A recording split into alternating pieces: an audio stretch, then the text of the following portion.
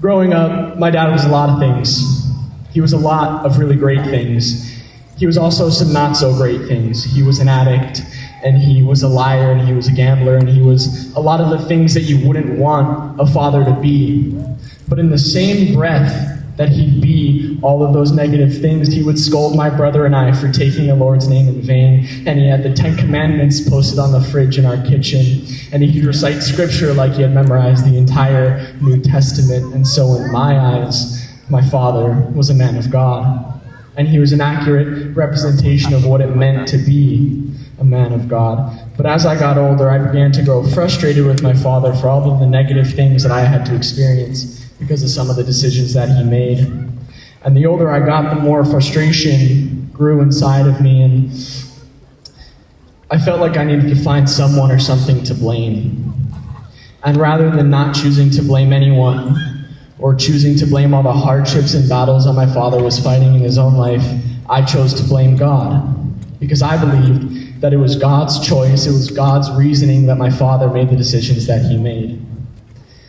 And the more that I fed into that blame, and the more that I believed it, the more that a hole began to grow inside me, and the more that that frustration turned into rage and resentment, and the more that that hole grew.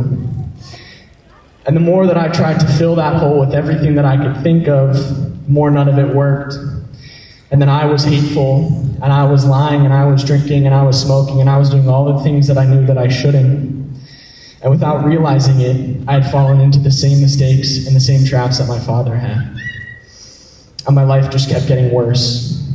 And the more that nothing worked, the more that I wanted it to, and the more that I fed into it. Until I came to a point in my life where I believed God's destiny for my life is to end up just like my father. And that's not a life that I wanted to live.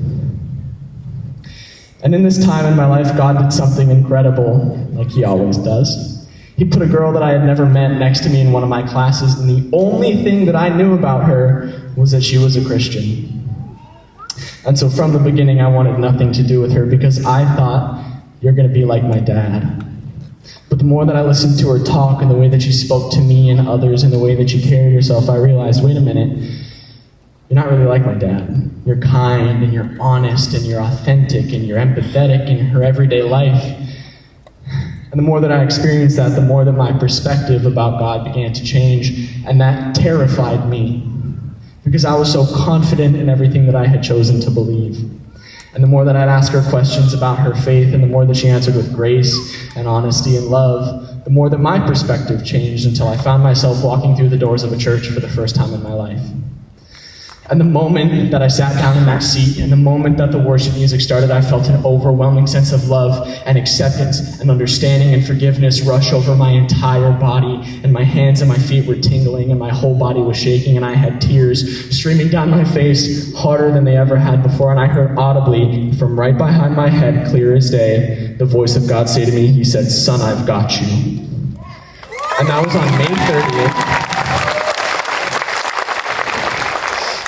That was on May 30th, 2025 at 7:01 p.m., second row from the back, third chair in from the right. I remember it like it was yesterday. And it was in that moment that I made the decision that I was wrong. And it was in that moment that I made the decision that I was going to let go of all that blame, that I was going to let go of all that hate. It was in that moment that I made the decision that I was going to be a better man and a better father than my dad was for me. And it was in that moment that I made the decision that I was going to give my life to Jesus. And that was the best decision that I ever made, and my life has improved in every way imaginable. And if you told me a year ago that I'd be standing here talking about how I gave my life to God, I would have called you crazy. Now, there's three things that I want you to take away from this story. First, you have no idea whose life you could affect just by being kind and authentic in your everyday life. It could be something as small as putting a smile on someone's face for the first time that day, or something as drastic as changing the entire course of somebody's life. You hear people say it all the time, but kindness is free. It doesn't cost you anything. And the impact that you could have on someone is more than you could ever know. And not only will you fill other people's lives with joy and love, but you'll also find it filling yours. The more that you pour out love, the more love that you find in the world around you. Second, casting blame will get you nowhere in life. The sooner that you can learn to embrace the hard things, take the challenges, and let them grow you and find the good in them, the sooner that you will find joy in every single moment of your life, especially the bad ones. Casting blame does nothing but damage you, damage your relationships, and damage your perception of the world. When you lean into hardship, when you lean into difficulty, it does nothing but grow you. And if you are willing to take a step in faith and search in difficulty, you will find the growth, you will find the good, and you will find the love in it. Third, find something that keeps you grounded. Find something that you can go to when your life gets hard. Find something that you go to when life is good. Find something that keeps you grounded. For me, it was Jesus. Maybe for you, it's something different. Maybe it's something you call the universe. Whatever it is, find it and grab it, because it will keep you grounded. It will keep you safe. It will protect you through everything. And if you think that thing in your life might be Jesus, come talk to me. And even if you don't think it's Jesus, come talk to me anyway. I want to hear your story. I want to hear your struggle, and I want to help you find that thing, and I want to help you reach out and grab it.